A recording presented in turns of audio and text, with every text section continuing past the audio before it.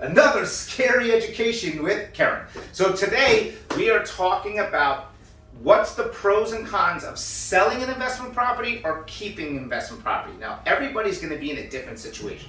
It might be better for you to sell right now, and I'll go over those. It might be better for you to keep one if you have an investment property. So I'm going to go over an investment property that I own, and then at the end, after we go over both keeping and selling, I'm going to tell you what my personal opinion is doing. So before we start, I'll go over something real quick. A lot of investors use the 1% rule. 1% rule is whatever you buy a property for, you should be able to rent it for at least 1%. What's crazy about that rule, and I'll go over this now, is maybe when you bought a property, or remember, you might have owned a house and then you kept the house as an investment property because you didn't need to sell it to buy something else.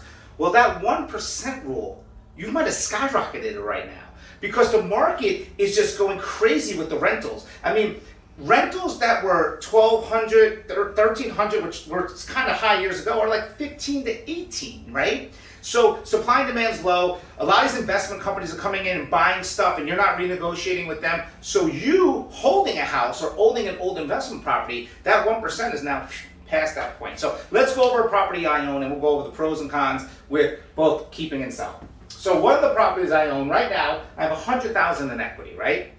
And we're going to go over this in a second because this is a major factor that I think a lot of people never ever bring up when selling, even with a personal property. So I have $100,000, right? So if I decide to sell, I'm making money, right? I'm making $100,000, right? Awesome, right? But what am I going to do with it? Well, maybe I'll reinvest. Maybe I found a duplex or an apartment that I need the money, so I have to sell this to take it. What I can do is a 1031 exchange, which I can take the gains from my property and then reinvest it within a certain time frame, and you don't get taxed on it. So these are questions, if you ever want to know more about 1031 exchange, talk to your accountant, because they can set that up for you if you're thinking about selling an investment property, so you don't have to get taxed on capital gains and you can know the exact time frame. Maybe I don't have a retirement. You know, I worked all these years and I don't have a retirement fund, but I can take the money out of here and I can put it in the retirement. Because maybe I'm saying to myself, I don't see this market going up more. I don't see all this equity being built. I think I'm capped on my equity, right? Because real estate's about investing, it's about making money. So I put this townhouse on the market. I bought this townhouse, I put it on the rental market, it builds equity, I use it, I'm capped now, I'm gonna take that money, I'm gonna put it into a retirement fund and 6 to 10% return on my money, and there you go. Hey, that's an idea, right? Buying a dream home, buying a dream car, buying a dream vacation, there's nothing wrong with that, right? We are here on earth for a certain amount of time. And the whole purpose of living is enjoying every aspect of your life. Right? I just turned this video from a real estate video to a positive reinforcement video. But it's true. So maybe there's a time frame you're like, enough's enough. I want to travel the world. I want to do this. I want that car. I want that house. Well, if you got the money from an investment property and you want to do it, do it. Why not? You will get taxed on that money. But at the end of the day, even if you get taxed X amount of dollars, you're still making all these profits, right? So there's nothing wrong with doing that. Business, a lot of people don't take this into fact, but maybe you're pulling that money out to buy a business. Maybe you want to buy a restaurant, you want to buy this, you want to buy that. Well, this is money, right? This is money to take out of. What people don't realize is this market is crazy what happened. There's no rhyme or reason why the market just skyrocketed the way it did. And it's almost like they're saying, hey, here's some free money for you. What do you want to do with it, right? Choose wisely. You want to take that money, you want to reinvest it, you want to do a retirement, you want to make more money, you want to buy a dream house. Here's the opportunity to do it. But what's the opportunity if I keep it, okay? So now I have this investment property and I want to keep it. This is where a lot of people don't think about things.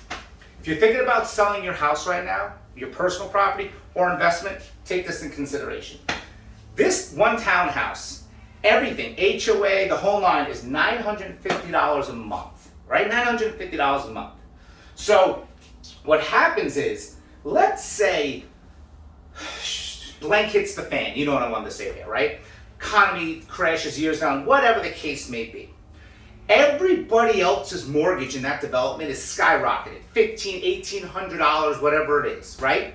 Because they're buying at such high prices. Because remember, I have all this equity because I own this much because I bought it here and all the others are selling from here. Well, guess what? I can literally go work any job part-time job, and I can afford that. So it's always a backup plan for me. See, I'm always thinking like, what if? What if I need something? What if something happens? Well, I have a backup plan, and that backup plan works two different ways.